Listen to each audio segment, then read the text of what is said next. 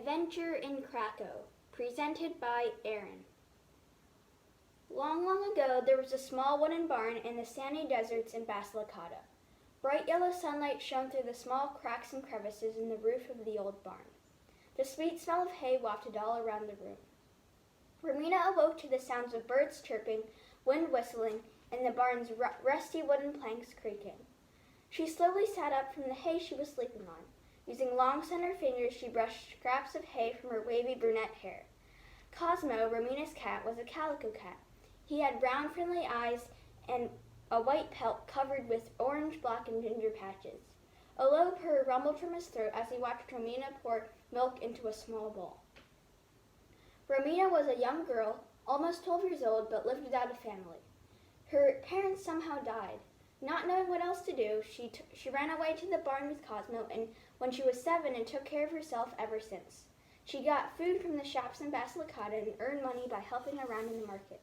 Her appreciation of nature and her loyal, intelligent, and wholehearted character made everyone, even Cosmo and other animals, like her very much. After a short breakfast of bread, milk, cheese, and eggs, Romina and Cosmo left the barn and headed off to the small town and streets in the city of Basilicata to get some work done, earn money, and buy more food. As Romina closed the barn door, she thought about going another way to the market. After all, they were leaving pretty early, and if they walked at a fast rate, they would probably get to the market on time, and maybe go on an adventure too. Romina thought about the idea. Instead of going west to the market, she decided to go south and then take a shortcut around to Basilicata. She asked Cosmo if he'd like to come, and he happily agreed. About half an hour passed since Romina and Cosmo left the barn. Romina was still skipping, lifting her feet up and down at a steady pace.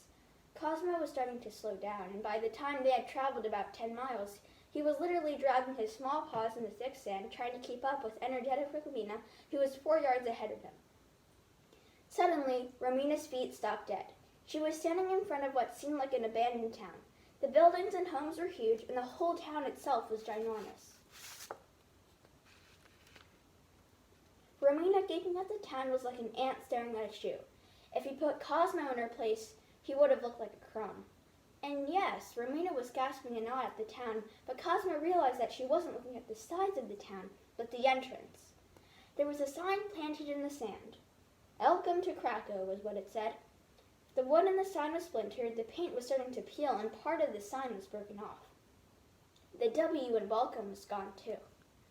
Krakow, Romina murmured to herself. That sounds familiar. Cosmo looked at the sky. The sun was nearly above their heads, which meant it was almost noon. They had to get to the market at 12 o'clock. But before he could tell Romina, she was already climbing up the hills towards the town, and he had no choice but to follow her. There were skulls and bones covering the dirt-covered floors of all the houses and buildings. They found broken bowls, dusty brooms, and cracked window glass. After walking a while, Romina felt as if she was being followed. Of course, Cosmo was following her, but there was something else, too. "Are you Romina?" barked a voice. Romina instantly turned her head around. "Wait a minute," she whispered. "Did you just tell me my name?" "Indeed he did," quacked a duck. "My name is Asado, and Toady is the dog." "This is odd. Please tell me, how do you know my name?" A cat from the 3 animals meowed. "I'm Stella. Your parents were our owners. They used to live here, and you were given a gift." "Who's here?" a new voice growled. "Oh no," Toady whined softly. "I'm a European leopard, and my name is Fang." "Who's this?" he hissed, nodding to Romina. "I'm Romina," she replied in a determined manner. "Ah," he murmured. "I know your parents. They knew how to use magic. I suppose it is time to tell you how they left you. As you might know, there was a disaster that took place here, and it killed your parents. My master, Russo, and your mother and father were the only people in Italy that knew how to use magic. They promised Russo that they would trade with us a recipe of immortality for a magical globe. Unfortunately, your parents died before they made the trade with Russo, and Russo died along with them. I've come back to find the recipe, but it is not here. Since you are their daughter, you can..." Cosmo took a step forward. "Romina knows no magic. She cannot give you that recipe," he growled. "Then how can she speak our language? After all, it is magic, isn't it? Fang replied mildly. No, Cosmo spat back. It was a gift she was given. Romina knows nothing about magic, so will you stop bothering her? I have nowhere to go unless you give me the recipe. If you don't, I will kill her, Fang snarled. Romina let out a faint gasp, but she began to protest. I will give you 5 days. If you do not have the recipe for me, you'll know what to expect, Fang threatened before melting into the shadows. Let's go back to my barn. We can discuss everything there, Romina said rapidly. Asado spoke. We found a dusty spellbook here, and we decided to take it far away so Fang won't find it. I think we can bring it to your barn as well. Sure, Romina agreed.